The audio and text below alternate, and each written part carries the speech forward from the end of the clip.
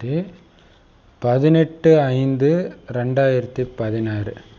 இன்றைய முரளியின் தலைப்பு, இனிமையான குழந்தைகளே, நிச்சய புத்தி உள்ளவராகி பாபாவுடைய ஒவ்வொரு கட்டளைப்படியும் நடந்துக்கிட்டே இருங்க. கட்டளைப்படி நடக்கிறதுனால மட்டும்தான் உங்களால் உயர்ந்தவர்களாக ஆக முடியும். நிச்சய புத்தி உள்ளவராகணும். பாபா சொல்கிறாருன்னா அதில் கண்டிப்பாக ஏதோ ஒரு பெரிய ரகசியம் இருக்கு. ஏன் இது கண்மூடித்தனமாக நம்ப சொல்கிறாரு பாபா, இல்லையா? அதுதான். அப்படி நம்புறதுல தான் உங்களுக்கு நன்மை இருக்குது. தேவையில்லாத கேள்வியெல்லாம் கேட்டு எதுக்கு நேரத்தை வினாக்கிட்டு இருக்கிறீங்க? ஒவ்வொரு கட்டளைப்படியும் பாபா சொல்கிறாரா செய்யுங்க. பாபா ஏன் வெங்காயம் சாப்பிடக்கூடாதுன்னு சொல்கிறது பாபா, அவ்வளோதான். அந்த ஆராய்ச்சி நமக்கு தேவையில்லை. சொல்கிறது பாபா, அவ்வளோதான். பண்ணிட்டு போங்க. சொன்ன மாதிரி அவர் மீறும்போது நமக்கு தெரியுது நல்ல மாயக்கிட்ட உதவாங்கிறது. அதனால் நடந்துகிட்டே போயுங்க. அதில் தான் உங்களுடைய உயர்வு இருக்குது, நன்மை இருக்குது. கேள்வி: எந்த குழந்தைங்களை உண்மையிலும் உண்மையான கடவுளுடைய உதவியாளர்னு சொல்ல முடியும்? யாரு ராஜ்யத்தை அடையிறதுக்காக முயற்சி செய்கிறாங்களோ, மற்றவங்களையும் தன்னை மாதிரி ஆக்குறாங்களோ, அப்படிப்பட்ட ஈஸ்வரிய சேவையில் ஈடுபட்டிருக்க குழந்தைங்க தான் உண்மையிலும் உண்மையான கடவுளுடைய உதவியாளர்கள். அவங்கள பார்த்து மற்றவர்களும் அவர்களுக்கு சகயோகி, ஒத்துழைப்பு கொடுப்பவர்களாக ஆகிடுவாங்க இயற்கையாகவே. எப்படி சூப்பராக சொல்கிறார்ல, ராஜ்யத்தை அடையிறதுக்கான முழு முயற்சி. நான் சொர்க்கத்தில் வந்தால் போதாது, நான் தான் ஆளணும் அங்கே. அப்படி இருக்கிறவங்க. அதே மாதிரி நான் மட்டும் ராஜாவானா போதாது, இந்த மாதிரி நிறைய ராஜாவை உருவாக்கணும். இந்த முயற்சியிலே ஈடுபட்டு இருக்குது, இந்த சேவையிலே தன்னை அர்ப்பணம் பண்ணிட்டு இருக்கிற குழந்தைங்க தான் உண்மையிலே பாபாவுடைய குழந்தைங்க. அவங்கள பார்த்தாலே மற்றவங்க இவங்க எனக்கு இந்த உதவி செய்யுங்கன்னு சொல்ல மாட்டாங்க, அவங்களே தானாக முன் வந்து உதவி செய்வாங்களாம். எவ்வளோ சூப்பரான கேள்வி இல்லை? ஓம் சாந்தி. நீங்கள் இங்கே உட்காந்துட்டு இருக்கும்போது எல்லோருக்கும் என்ன தெரியுமா சொல்லணுமா? சிவபாபாவை நினைவு செய்யுங்க. நேற்று ஃபுல்லாக அதான் சொன்னார் இல்லையா? ஞாபகப்படுத்திக்கிட்டே இருங்க, பாபாவை நினைவு செய்யுங்க, பாபாவை நினைவு செய்யுங்க, பாபாவை நினைவு செய்யுங்க. எவ்வளோ பெரிய விஷயம் இல்லையா? அப்போ இதை நீங்கள் தான் தெரிஞ்சிருக்கிறீங்க. என்ன தெரிஞ்சிருக்கிறீங்க? சிவபாபா இருக்கிறாரு, அவருடைய கோயிலுக்கு கூட போகிறாங்க. ஆனால் சிவபாபா யார் அப்படின்னா அவங்களுக்கு தெரியலை. அதனால் உங்களை தவிர யாருக்குமே தெரியாது சிவனை எப்படி நினைக்கிறதுன்னு. அதனால் சிவபாபாவுடைய நினைவை கற்றுக் கொடுக்க வேண்டியது உங்களுடைய கடமை. போகிறாங்க, சிவனுக்காக உயிரையும் கொடுக்குறேன்றாங்க. யாருக்குமே அவர் எப்படி நினைக்கிறதுன்னு தெரியாது. நீங்கள் தான் நினைவை கொடுக்கணும். இங்கே உட்காந்துட்டு இருக்கும்போது நிறைய பேருடைய புத்தி எங்கெங்கேயோ அலைஞ்சிட்டு இருக்குது, அலைந்து கொண்டிருக்கும். அதனால தான் நினைவுபடுத்த வேண்டியது உங்களுடைய கடமை. இப்போ பாருங்க, இங்கே உட்காரும்போது எங்கே சொல்கிறார்? மதுபனில் சொல்கிறாரு. அப்போ மதுபனில் யாரோ எங்கேயோ நினச்சா பரவாயில்ல, நான் மட்டும் பாபா நினச்சேன்னா அதுவே பாவம்தான். எல்லாரையும் நினைக்க வைக்கணும். ஏன்னா அது என்ன மாதிரி இடம், வைப்ரேஷன் எல்லாரும் கெடுக்கும்போது நீங்கள் மட்டும் போய் எங்கே ஒழுங்காக யோகா பண்ண முடியும்? அதனால் அது உங்கள் கடமை. ஏன்னா புத்தி மதுபனில் இருக்கிறவங்க எல்லாம் எந்த நேரமும் அப்படியே பாபா நினைவிலேயே இருக்கிறாங்கன்னு சொல்ல முடியாது, எல்லாரும் இருக்கிறாங்கன்னு சொல்ல முடியாது, பெரும்பாலானவங்க இருப்பாங்க இல்லையா? அப்போ அது உங்களுடைய கடமை, நினைவுபடுத்த வேண்டியது. சகோதர சகோதரிகளே, தந்தையை நினைவு செய்யுங்க. அந்த தந்தைக்கிட்ட இருந்து தான் உங்களுக்கு ஆஸ்தி கிடைக்குது. நீங்கள் இப்போ உண்மையிலும் உண்மையான சகோதர சகோதரிகள். சும்மா பேருக்கு சொல்கிற கிறிஸ்டின்ஸ்லாம் சொல்லுவாங்க சிஸ்டர் பிரதர், அந்த மாதிரி உண்மையிலே சகோதர சகோதரிகள் நீங்கள். அதனால் அப்பாவை நினைவு செய்கிறது, அதை உங்களுக்கு ஞாபகப்படுத்த வேண்டியது, இது எல்லாமே நம்மளுடைய கடமை. அவர்கிட்ட இருந்து தான் நமக்கு ஆஸ்தி கிடைக்குது. ஆனால் இவங்க கிறிஸ்தவர்கள் தான் இந்த பழக்கம் இல்லையா? அவங்க சும்மா வெறுமனே ஆண் பெண்ணுன்றதுனால சகோதர சகோதரின்னு சொல்லிடுறாங்க. சொற்பொழிவு நடத்தும்போது கூட டியர் பிரதர்ஸ் அண்ட் சிஸ்டர்ஸ், இதை விவேகானந்தர் சொல்லிட்டு தான் பயங்கரமாக கைத்தட்டல் வந்துச்சுன்ட்டு அங்கே உண்மையிலே வந்துச்சோ இல்லையோ இவங்க அப்படி எழுதிடுறாங்க இல்லையா, இங்கே இருக்கிறவங்கள பெருசாக்கின்னுட்டு. அப்போ சொற்பொழிவு செய்யும்போது இந்த மாதிரி சொல்லிடுறாங்க, ஆண் பெண்றதுனால சகோதர சகோதரி பிரதர்ஸ் சிஸ்டர்ஸ்னு சொல்லிடுறாங்க. ஆனா அவங்களோ சரீரத்தின் சம்பந்தத்தினால தான் சகோதர சகோதரிகள். இங்க அந்த விஷயம் கிடையாது. இங்க சகோதர சகோதரின்னு உடலை வச்சே சொல்லல, ஆத்மாவை வச்சுதான் சொல்றாரு பாபா இல்லையா. தங்களுடைய படைப்பவரை நினைவு செய்யுங்கன்னு ஆத்மாக்களுக்குத்தான் பாபா புரிய வைக்கிறார், ஆணுக்கோ பெண்ணுக்கோ கிடையாது. அவர்கிட்ட இருந்து ஆஸ்தி கிடைக்குது. வித்தியாசம் இருக்குது இல்லையா, அவங்க சொல்றதுக்கும் நீங்க சொல்றதுக்கும் எவ்வளோ வித்தியாசம், இரவு பகலுக்கான வித்தியாசம். சகோதர சகோதரின்ற வார்த்தை பொதுவா பயன்படுத்திட்டு இருக்கிறாங்க. ஆனா இங்க தந்தை குழந்தைங்களுக்கு சொல்றாரு, தந்தையாகிய என்னை நினைவு செய்யுங்கள். இந்த சிவபாபா ஆன்மீக தந்தை, மேலும் பிரஜாபிதா பிரம்மா சரீர சம்பந்தமான தந்தை. 2 தந்தையும் வந்துடுச்சு. இப்ப இந்த 2 தந்தை தான் உங்களுக்கு, அந்த 3வது தந்தை ஞாபகமே வரக்கூடாது, உலகில் தந்தை இல்லையா. ஆக இந்த 2 அப்பா, அதாவது பாப் தாதா 2 பேரும் சொல்றாங்க, குழந்தைங்களே தந்தையை நினைவு செய்யுங்க, வேற எங்கேயுமே உங்களுடைய புத்தி யோகம் செல்லக்கூடாது. சென்றா நமக்கு தான் பிரச்சனை இல்லையா, அவ்வளோ தண்டனை கிடைக்கும். கடைசி நேரத்துலயும் அதே தான் பழக்கமா இருக்கும். இப்ப இருக்கிறது அப்பயும் வரும். கடைசி நேரத்தை வச்சு அடுத்த பேர் நிர்ணயம் ஆகுது. ஆனா கடைசி நேரம் எதை வச்சு நிர்ணயம் ஆகுது? இப்ப பண்ற பயிற்சியில தான் நிர்ணயம் ஆகுது. இப்பெல்லாம் நினைக்காம கடைசியில் நினைக்கிற மட்டும் எப்படி வரும்? அதான் வேற எப்படி எழுத முடியும்? வேற எங்கேயுமே புத்தி யோகம் போகக்கூடாது. புத்தி அதிகமா அலையுது. பக்தி மார்க்கத்துல கூட இந்த மாதிரி ஆகுது. கிருஷ்ணருக்கு முன்னாடி அல்லது ஏதாவது ஒரு தேவதை முன்னாடி போய் உட்கார்றாங்க,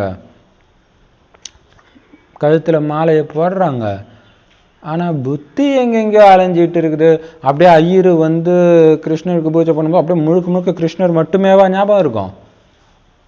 எல்லா ஞாபகம் இருக்கும். அந்த இடத்துல யாரு வந்து நிக்கிறா, அவங்க எப்படிப்பட்ட ஆளு, இதெல்லாம் புத்தியில சுத்திக்கிட்டு இருக்கும்.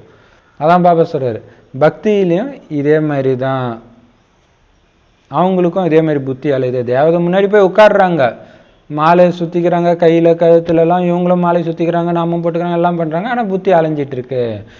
ஏன்னா தேவதைகள் யாருன்னே அவங்களுக்கு தெரியாது. அவங்களுக்கு இந்த ராஜ்யம் எப்படி கிடைச்சது, எப்ப கிடைச்சது இதுவுமே தெரியாது. அப்புறம் எதை வச்சு அவங்க அந்த அளவுக்கு பக்தி பண்ண முடியும்? ஆனா அப்பயும் பண்ணியிருக்கிறாங்க, தீவிர பக்தி பண்ணியிருக்கிறாங்க. ஆனா அவங்களுக்கு தெரியாது. ஆனா இங்க எல்லாம் தெரிஞ்சே நம்ம புத்தி அலையுதுன்னா அவங்களுக்கு என்ன தெரியும்? எது பாவம்னே தெரியாது. கிருஷ்ணரை நினைக்கும் போது புத்தி அலைஞ்சா என்ன கண்ணை குத்திடுவா போறாரு? ஏன்னா அவங்களுக்கு தெரியாது அதை பத்தி. ஆனா இங்க அலைஞ்சா எவ்வளவு பெரிய பாவம் இல்லையா. அதனால பாபா சொல்றாரு, சீக்கியர்கள் தெரிஞ்சிருக்கிறாங்க. என்ன தெரிஞ்சிருக்கிறாங்கன்னா, குருநானக்கு தான் நம்ம சீக்கிய தர்மத்தை ஸ்தாபனை செஞ்சாரு. பிறகு அவருடைய குரு பேரன்மார் வம்சாவளியினர் இருந்து வந்திருக்கிறாங்க. அவங்க மறுபிறவில வந்துகிட்டே இருக்கிறாங்க. இந்த விஷயங்களை யாருமே தெரிஞ்சுக்கல. அதாவது குருநானக் தான் இந்த தர்மத்தை ஸ்தாபனை பண்ணார அளவுக்கு தெரியும். ஆனா அவர் மறுபடியும் இங்கே தான் பிறந்துட்டு இருக்கிறாரு, அது தெரியாது. அவங்க என்ன நினச்சிக்கிறாங்க, அதான் கடைசி பிறவி. அன்னைக்கு அந்த மாத்த சொன்னாங்க இல்லையா, இதுதான் எங்களுக்கு கடைசி பிறவி அப்படின்ட்டு. ஸோ அல்லது ஜோதியோட ஜோதியா கலந்துட்டாங்க அப்படின்னு நினச்சிக்கிறாங்க.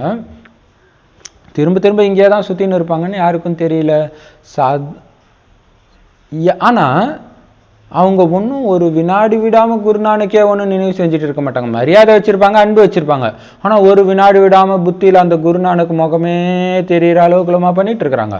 நம்ம சிவபாபா அப்படி நினைக்கிறதுக்கு முயற்சி பண்ணிட்டே இருக்கிறோம்ல, அப்படியெல்லாம் அவங்க நினைவு செய்ய மாட்டாங்க. குருநானக்கு, புத்தர் அல்லது யாராவது தங்களுடைய தர்மஸ்தாபகரை நினைவு செய்யறாங்க. ஆனா அவங்க இப்ப இங்கதான் இருக்கிறாங்க அப்படின்னு அவங்களுக்கு எதுவுமே தெரியல. அவரு வேற உடம்புல உட்காந்துட்டு அவரே கூட அவரை நினைவு செஞ்சுட்டு இருப்பார். இயேசுவே இப்ப பிறகு அவரு கர்த்தாவேன்ட்டு இயேசுவை பார்த்து சொல்லின்னு இருப்பார் இல்லையா. இங்கதான் இருக்கிறாங்கன்றது அவங்களுக்கு எதுவுமே தெரியாது. அவங்க ஏதோ ஜோதியோட ஜோதியாக ஐக்கியமாயிட்டதாக சொல்லிடுறாங்க, அல்லது சப்தத்தை கடந்து போயிட்டாங்கன்னு சொல்லிடுறாங்க இல்லையா. அப்படியே மேல இறைவன் அவங்களை தூக்கிட்டு போயிட்டாரு அப்படி சொல்லிடுறாங்க. மேலும் கிருஷ்ணர் இங்கேயே ஆஜராகியுள்ளார். எங்க பார்த்தாலும் கிருஷ்ணரே கிருஷ்ணர் தான், ராதையே ராதை தான். இந்த மாதிரியும் சொல்லிக்கிட்டு இருக்கிறாங்க. நான் பார்த்தேன், அந்த பரந்தாமனை என் கண்ணு முன்னாடி பார்த்தேன். அப்படியே அந்த ஸ்ரீகிருஷ்ணரை நான் தொட்டு பார்த்தேன் அப்படின்னு ஒருத்தர் சொல்றாரு இன்டர்நெட்ல, யூடியூப்ல. அப்படி இருந்துச்சு, அவ்வளோ பிரகாசமா இருந்துச்சு. அதெல்லாம் யாருக்கும் கிடைக்காது காட்சி. அதையே அவ்வளோ பெரிய இதாக நினச்சிக்கிறாங்க. அப்போ அவர் எல்லா இடத்துலையும் இருந்தால் தானே நான் பார்த்துருக்க முடியும், அந்த அர்த்தத்துக்கு வந்துடுறாங்க. அப்படி புரிஞ்சுக்கிறாங்க அவங்க. அப்போ பாட்டி கூட தான் செத்தா எல்லாருக்கும் தெரியுது. இப்போ பாட்டி எல்லா இடத்துலையும் இருக்குதுன்னு அர்த்தமா இல்லையா? அந்த பேர குழந்தைக்கு அன்பு ரொம்ப பிரியம் இருந்துச்சுன்னா தெரியும், அப்பா அம்மா தெரியும், குழந்தை கூட இறந்தா தெரியும். அப்போ அவங்க என்ன எல்லா இடத்துலையும் இருக்கிறாங்களா? அதை யோசிக்க மாட்டுறாங்க. எங்கே பார்த்தாலும் ராதை, எங்கே பார்த்தாலும் கிருஷ்ணன் சொல்லின்னு இருக்கிறாங்க. பாபா இப்போ உட்காந்து புரிய வைக்கிறாரு, பாரதவாசிகளாகி நீங்கள் தான் குழந்தைங்கள அந்த மாதிரி இருந்தீங்க. நீங்கள் என்ன எல்லா இடத்துலையுமா இப்போ இருக்கிறீங்க இல்லை? நீங்கள் தான் அப்படி இருந்தீங்க. உங்களுடைய தோற்றம் மனிதருடையதாகவும் குணங்கள் தேவதையுடையதாகவும் அப்போ இருந்துச்சு. தேவதைகளின் சித்திரங்களும் இருக்குது தானே இல்லை? அப்போ அவர் எல்லா இடத்துல இருந்தால் அவருக்கு ஏன் ஃபோட்டோ எடுத்து வச்சிருக்கிறாங்க? ஒரு இடத்துல இருந்ததுனால தான் சித்திரங்கள் இருக்குது. சித்திரங்கள் இல்லைன்னா இதை கூட புரிஞ்சிக்க மாட்டாங்க. ஒருவேளை இந்த கோயிலெல்லாம் இல்லைன்னா இறைவன் சொல்றதை எப்படி நம்புவாங்க? எப்படி நம்பியிருப்போம் நாமளே இல்லையா? பாபா தான் சொல்றாங்க, ஒருவேளை சித்திரம் கூட இல்லைன்னா இதை கூட புரிஞ்சிக்க மாட்டாங்க. ராதை கிருஷ்ணருடன் உள்ள சித்திரம் பிறகு லக்ஷ்மி நாராயணனுக்கு முன்பான என்ன சம்பந்தம்? இதை பாபா தான் வந்து புரிய வைக்கிறாரு. லக்ஷ்மி நாராயணனுக்கும் ஸ்ரீகிருஷ்ணர் ராதைக்கும் என்ன சம்பந்தம்? நீங்க யாருக்கு வேணும்னாலும் புரிய வைக்க முடியும். என்ன சம்பந்தம் ராதா கிருஷ்ணனுக்கும் லக்ஷ்மி நாராயணனுக்கும்? கணவன் மனைவி ஆனதுக்கு அப்புறம் லக்ஷ்மி நாராயணன் அப்படின்ட்டு நீங்க இப்ப புரிய வைக்க முடியும். இதுவோ நமக்கு யார் புரிய வைக்கிறா? நிராகார பாபா புரிய வைக்கிறாருன்னு நீங்க புரிய வைங்க. இதை மனிதர்கள் புரிய வைக்க முடியாது. ஏன்னா எந்த வேதத்தில் இருக்குதுன்னு கேட்பாங்க. வேதத்தில் இல்லைதான், கடவுள் வந்து சொல்றாரு. கடவுளே வந்து சொல்றாரு, உங்ககிட்ட மட்டும் சொல்ற இல்லை இல்லை எல்லாருக்கிட்டையும் தான் சொல்றாரு. நீங்க வர மாட்டேன்னு அடம் பிடிச்சா அவர் என்ன பண்ண முடியும்? வாங்கன்னு கூப்பிடுறோம், எங்க வீட்டுக்கு வர சொல்லலாம், என்ன பண்றது? அதுதான் இப்போ பாபா சொல்றாரு, உண்மையில எல்லோருமே சரீரமற்ற ஆத்மாக்கள் தான், நிராகாரமானவர்கள் தான். ஏன்னா ஆத்மா நிராகார் தான். பிறகு இந்த சரீரத்தின் மூலம் சாக்காரத்தின் மூலம் பேசுது. நிராகாரரும் பேச முடியாது. ஆனால் நீங்கள் புரிய வைக்க முடியும். எங்களுடைய பாபா தான் உங்களுடைய பாபாவும் கூட. புரிய வைக்கணும். நீங்கள் கும்பிட்றீங்க இல்லையா, எங்கள் பாபாவை தான் நீங்களும் கும்பிடுறீங்க, பேர் மட்டும் நீங்கள் வேற வச்சிருக்கிறீங்க. அப்படி உங்களால் புரிய வைக்க முடியும். சிவபாபா ஞானக்கடல், சாந்தியின் கடலா இருக்கிறாரு. எல்லையற்ற தந்தை, அவருக்கும் சரீரமோ வேணும் தானே. தாமே சொல்றாரு, நான் இந்த பிரம்மாவுடைய உடல்ல பிரவேசமாகி வர்றேன், அப்பதான் இந்த பிராமண தர்மத்தை ஸ்தாபனை செய்ய முடியும். பிரம்மாவின் மூலம் பிராமணர்களின் படைப்பு நடைபெறுது. அதனால பாபா பிராமண குழந்தைங்களுக்குத்தான் இந்த ஞானத்தை சொல்லி புரிய வைக்கிறாரு, வேற யாருக்குமே புரிய வைக்கிறது கிடையாது. எவ்வளோ பெரிய விஷயம். கடுமையாக தவம் பண்ணாங்க, என்னென்னமோ பண்ணாங்க பல ஜென்மங்களாக, அவங்களுக்கெல்லாம் கிடைக்கல, பிராமணர்களுக்கு தான் கிடைக்குது. எவ்வளோ பெரிய விஷயம் இல்லையா?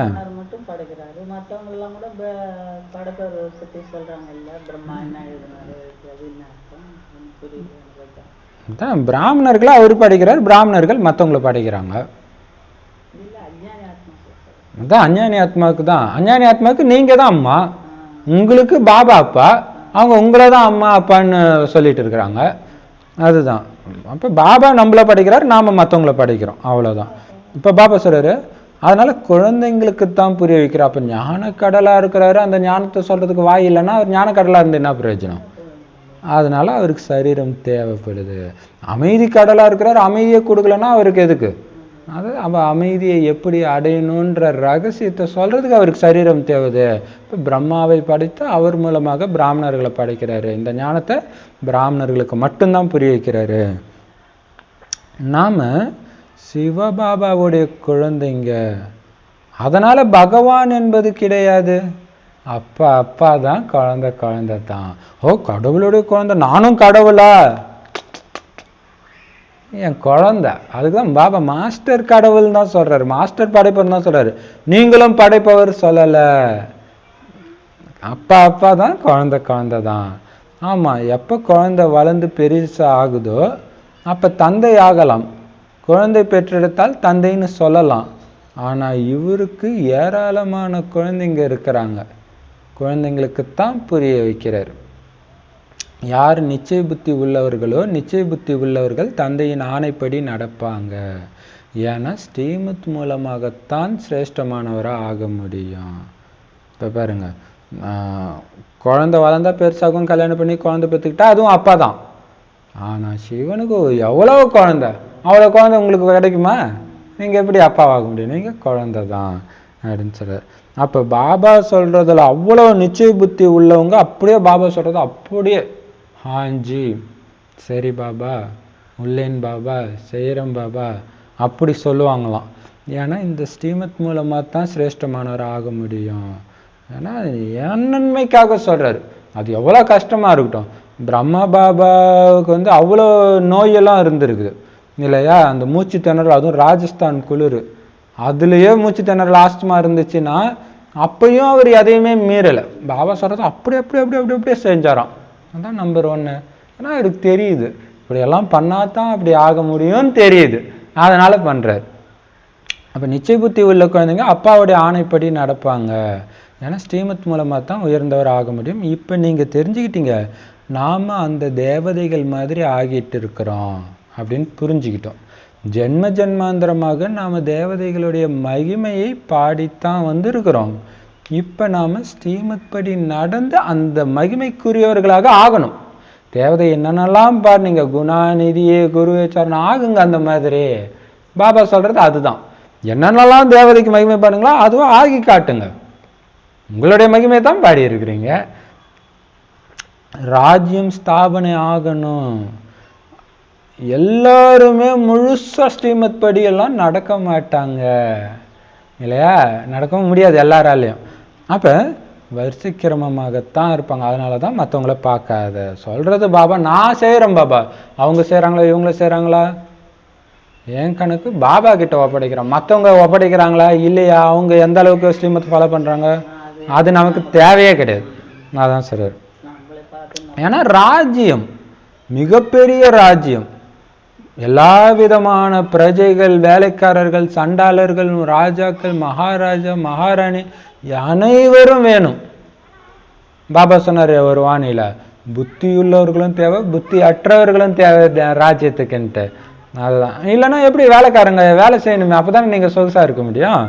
இப்போ பாபா சொல்றாரு அப்படி. அதான் இந்த டைம்ல எந்த அளவுக்கு தன்னை பணிவா வச்சுட்டு பின்னுக்கு வச்சு பாபா பேரை முன்னுக்கு வச்சு மற்றவங்கள முன்னுக்கு வைக்கிறாங்களோ அந்த அளவுக்கு அங்கே அவங்க முன்னுக்கு இருப்பாங்க. அப்போ நம்ம அதுக்காக பண்ணணுன்றது மைண்டில் ஓடிக்கிட்டே இருக்கணும். அதை மறக்கும்போது தான் இங்கே எல்லைக்கு உட்பட்டு நான் ஏன் அதை பண்ணணும் அப்படி வந்துடுது. இப்போ பாபா சொல்றாரு, அப்படிப்பட்ட நடத்தை உள்ளவர்களுக்கும் கூட சாட்சாத்காரம் கிடைக்கும். அதாவது இவங்க சண்டாளர்களுடைய குடும்பத்தில் பிறப்பாங்க. சண்டாளர்னு ஒருவர் மட்டுமே இருக்க மாட்டாங்க, ராஜா தான் ஒருத்தர் இருப்பார். சண்டாளர் நிறையா இருப்பாங்க, அவருக்கும் குடும்பம் இருக்கும், சண்டாளர்களுக்கும் சங்கம் இருக்கும். அனைவரும் தங்களுக்குள்ள ஒன்று கூடுறாங்க. இப்போ சொல்றாரு, சண்டாளர்களுக்கும் சங்கம் உள்ளது, அனைவரும் தங்களுக்குள் ஒன்று கூடுகின்றனர். வேலை நிறுத்தம் முதலியன செய்தார்கள் என்றால் அனைத்து காரியங்களையும் விட்டுவிடுகின்றனர். சத்தியுகத்தில் இந்த மாதிரி விஷயங்கள்லாம் கிடையாது. அங்கே குடும்பம் இருக்கும். இப்போ இருக்கிற மாதிரி யூனியன் ஃபார்ம் பண்ணி சங்கம் வச்சு ஸ்ட்ரைக் பண்ணுறது, வேலை நிறுத்தம் பண்ணுறது இருக்கவே இருக்காது அங்கே. அது எப்போ ஆரம்பிச்சதோ அப்போ தான் நாட்டுக்கு அழிவு காலம். இதெல்லாம் யார் ஆரம்பிச்சு வச்சாருன்னா காந்தி தான் ஆரம்பிச்சு வச்சார். இதுதான் பெரிய விஷயம். அவரை தான் புகழ்ந்துன்னு இருக்கிறாங்க. அஹிம்சை போராட்டம் அப்படின்ட்டு அவர் பண்ணதுன்னா ஒத்துழையாமை இயக்கம். நீ சொல்றதை நான் கேட்க மாட்டேன், அங்கே ஆரம்பிச்சார். இன்னைய வரைக்கும் அதே தான் நடந்துன்னு இருக்குது உலகம் ஃபுல்லாக. அதனால தான் நரகமாக மோசமாக போயிட்டே இருக்குது. அந்த ஒத்துழையாமை இயக்கம் குடும்பத்துக்குள்ளே நடக்க ஆரம்பிச்சிருச்சு. இல்லையா? நீ சொல்ற நான் ஏன் கேட்கறதுனா அப்படின்ட்டு. அப்போ சத்தியுகத்தில் இந்த மாதிரி விஷயமெல்லாம் கிடையாது. உங்களுடைய ஒரு சித்திரம் கூட இருக்குது, அதை பற்றி நீங்க கேட்குறீங்க, என்னவாக ஆக விரும்புறீங்க. இப்போ பாருங்க, சண்டாளர்களுக்கெல்லாம் அந்த மாதிரி முயற்சி பண்ணவங்களுக்கு தெரியுமா? இப்போ எப்படி இருக்கும் இல்லை? ஐயோ, நான் போய் கடைசியில் போய் வெட்டியானாதான் ஆக போறேன்னு காட்சி தெரிஞ்சா எப்படி துடிப்போம். ஒரு சின்ன கவனக்குறைவுனால இப்படி ஆயிட்டுமே அப்படின்னு துடிப்போம் இல்லையா? இப்போ பாபா சொல்றாரு, என்னவாக ஆக போறீங்க, ஆக விரும்புறீங்க? வக்கீல் ஆவீங்களா, தேவதை ஆவீங்களா? உங்களுடைய ராஜதானி முழுவதும் ஸ்தாபனை ஆகிட்டு இருக்கு. ஐயோ சூப்பர் பாபா, பேனர் அடிக்கிறதுக்கு இது ஒரு நல்ல இது. இப்படி முதல்ல வச்சாங்களாம். இந்த மாதிரி ஒரு பக்கம் பார்த்தீங்கன்னா டாக்டரு, வக்கீல், இந்த மாதிரி யூனிஃபார்மில் ஒருத்தவங்க நிற்க வச்சு, இந்த சைடு நாராயணன் அலங்காரத்தோட. இப்போ நீங்களே முடிவு பண்ணுங்க, இதுவும் ஆக போறீங்களா, அதுவும் ஆக போறீங்களா? வக்கீலானா இந்த ஒரு பிறவிக்கு தான், அது கூட கன்ஃபார்ம் கிடையாது, சக்ஸஸ் ஆகுமா தெரியாது. ஆனால் இது எவ்வளோ பெரிய. ஸோ அப்படி நீங்கள் கேட்குறீங்க, எதுவாக ஆக விரும்புகிறீங்க? உங்களுடைய ராஜதானி முழுவதும் இப்போ ஸ்தாபனை ஆகிட்டு இருக்குது. இது ஒன்றும் சாதாரண விஷயம் கிடையாது. ஞாயிற்றுக்கிழமை சொன்னால் உங்களை சாதாரணமானவர்னு புரிஞ்சிக்காதீங்க. எவ்வளோ பெரிய விஷயம் இல்லை. பாபா சொல்கிறோன்னு இப்போ கூட பாபா மீட்டில் என்ன சொன்னார், நானும் நீங்களும் சந்திக்கிறது சாதாரண சந்திப்புன்னு புரிஞ்சிக்காதீங்க. போனால் வந்துடுறாரு, புரிஞ்சிக்காதீங்க இல்லையா? அவர் சாதாரணமாக இருக்கிறதுனால சாதாரணமான அது மட்டும் அவர் சொல்லலை. நான் சாதாரணமானவன்னு புரிஞ்சிக்காதீங்கன்னு மட்டும் சொல்லலை, அவ்வளோதான். இந்த சந்திப்பு சாதாரணம் இல்லை, நீங்கள் சாதாரணம் இல்லை. அப்போ நீங்களே சாதாரணம் இல்லைன்னா சொல்லிக் கொடுக்குற ஒரு சாதாரணமானவரா? ஆனால் அவர் அந்த அகங்காரம் இல்லாதனால அதை மட்டும் சொல்லலை அவர். அப்போ அது எப்படி இருக்கணும் இல்லையா? அதைத்தான் பாபா காலைல ஏந்திரிச்சு இந்த ஞானத்தை வச்சு சிந்தனை பண்ணிட்டு உட்காருங்கன்றார். காலைல ஏந்திரிச்சு இந்த ஒரு பாயிண்ட்டை நீங்கள் அப்படியே மைண்டில் வச்சுக்கிட்டு அமிர்தாவில் உட்கார்ந்தீங்கன்னா பயங்கரமாக இருக்கும். சரி, அப்போ பாபா சொல்றாரு, இது சாதாரண விஷயம் கிடையாது. ராஜ்யம் ஸ்தாபனை ஆகிறது. எல்லையற்ற தந்தை எல்லையற்ற விஷயங்களை அமர்ந்து புரிய வைக்கிறாரு. இது புத்தியில பதினும். சாதாரண அப்பா சொல்லி கொடுக்குறாரா? சாதாரண டீச்சரா? சொல்லி கொடுக்கறது சாதாரண விஷயமா? சாதாரண விஷயமா? இது என்ன மாதிரி விஷயம்? புத்தியில பதினும். இதோடைய மதிப்பு என்ன, சொல்லி கொடுக்கறோடைய மதிப்பு என்னன்னு ஆழமா பதினும். நாம வருங்காலத்துக்காக முயற்சி செஞ்சு உயர்ந்த பதவி பெறுவோம். ஸ்ரீமத் படி நாம உயர்ந்ததிலும் உயர்ந்த ராஜ பதவி அடைவோம். பிறகு மற்றவர்களை எப்ப தங்களுக்கு சமமாக ஆக்குறீங்களோ அப்பதான் உங்களை கடவுளின் உதவியாளர்னு சொல்ல முடியும். எப்படி சூப்பரா சொல்றாரு பார்த்தீங்களா? பெரிய விஷயம் இல்ல? அவதான் பாபா சொல்றாரு, எல்லையற்ற தந்தை புரிய வைக்கிறாருன்னு புத்தியில சுத்திக்கிட்டே இருக்கணும். வருங்காலத்துக்கு நான் முயற்சி செஞ்சு உயர்ந்த பதவி அடைவேன், அந்த ஸ்ரீமத் படி நடந்து உயர்ந்ததிலும் உயர்ந்த பதவி அடைவேன், எனக்கு சமமா நிறைய பேரை மாத்துவேன்றது ஓடிக்கிட்டே இருக்கணும். ஏன்னா இதெல்லாம் பண்ணாதான் உங்களை நீங்க கடவுளுடைய உதவியாளர்னு சொல்லிக்க முடியும். பிரம்மகுமார் குமாரிகள்லாம் அதான் அர்த்தம். அப்பதான் உங்களால சொல்லிக்க முடியும். ஒருவருடைய எதையுமே மறைத்து வைக்க முடியாது. இன்னும் போனால் அனைத்தும் தெரிய வரும். எதுவுமே தெரியாம இருக்காதான். பிராமண வாழ்க்கையில நீங்க பண்ண அத்தனையும் வெட்ட வெளிச்சமா தெரியுமா? எதையுமே மறைச்சு வைக்கணும். அது முயற்சியும் சரி, தவறான விஷயமும் சரி, எதையும் மறைச்சு வைக்க முடியாது. இன்னும் போனால் அனைத்தும் தெரிய வரும். இதுக்கு பேர் தான் ஞானத்தின் பிரகாசம்னு சொல்லப்படுது. ஒளி கிடைத்து கொண்டே இருக்கிறது. மனிதர்களுக்கு எதுவுமே தெரியறது கிடையாது. வெடிகுண்டுகளை கூட வெளியில தெரியாம உள்ளேயே மறைமுகமாக உருவாக்கிட்டு இருக்கிறாங்க. எந்த ஒரு பொருளுமே சும்மா வச்சிருக்கிறதுக்காக யாரும் உருவாக்குறது கிடையாது. அதுக்காக கோடிக்கணக்கில் செலவு பண்ணி உருவாக்குறாங்க இல்லையா? ஒரு நாட்டுடைய முக்காவாசி காசு பார்த்தீங்கன்னா அந்த அழிவுக்கான பொருளை தயாரிக்கிறதுக்கு தான் பயன்படுத்துறாங்க. அப்போ சும்மா வச்சிருப்பாங்க? பிறகு பாருங்க, முதல்ல வாள் வச்சு தான் சண்டை நடந்துச்சு, கத்தி வச்சு தான் சண்டை நடந்துச்சு. பிறகு துப்பாக்கி உருவாக்கப்பட்டது.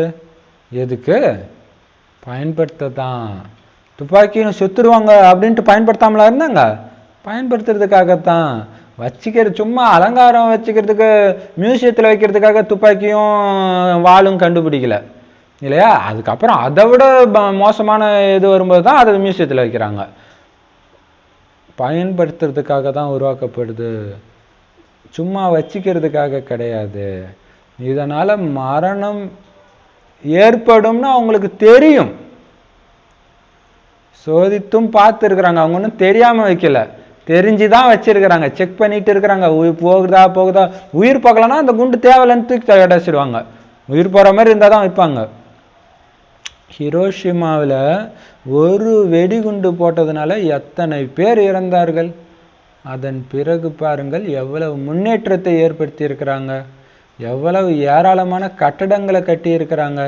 இப்போ மருத்துவமனையில் போய் சிகிச்சைக்காக இருக்கிற மாதிரியான விநாசம் ஏற்படாது, மருத்துவமனை முதலியனவோ இருக்காது. நான் வந்த புதுசில் சொல்லின்னு இருந்தார் பாபா இதை, இல்லையா? அதனால நிலநடுக்கம் முதலியவை ஒன்றாக வரும். இயற்கையின் ஆபத்துக்களை யாராலும் நிறுத்த முடியாது. நாடு இன்னொரு நாடு சண்டை போடும்போது இன்னொரு நாடு தலையிட்டு அதை நிறுத்தலாம். இயற்கை சேதங்கள் திடீர்னு அப்படியே வெடிய மழை பெய்யறதையும் நிலநடுக்கம் வர்றதையும் எரிமலை வெடிக்கிறதையும் யாரு நிறுத்த முடியும்? எதுவுமே பண்ண முடியாது. ஆனா சொல்றாங்க இதெல்லாம் ஈஸ்வரனுடைய கையில இருக்குதுன்னு மட்டும் சொல்றாங்க. ஆனா நீங்க புரிஞ்சுக்கிறீங்க, விநாசம் நடைபெறத்தான் போகுது. இந்த ஈஸ்வரனே சொல்றாரு நடக்கத்தான் போகுது, பஞ்சம் ஏற்படத்தான் போகுது, தண்ணி கூட கிடைக்காது. பாபா சொல்றாரு உங்களுக்கு அது தெரியும், புதிய விஷயம் எதுவுமே கிடையாது கல்பத்து. ஆனா நேற்று சொன்னார்ல, இவ்வளவும் நடக்கும் பொழுதும் நீங்க எப்படி இருப்பீங்களா? ஒரே ரசனையில மலர்ந்த முகத்தோட இருப்பீங்கன்னாரு, இல்லையா? அப்ப கல்பத்துக்கு முன்னாடியும் கூட இந்த மாதிரி நடந்திருக்குது.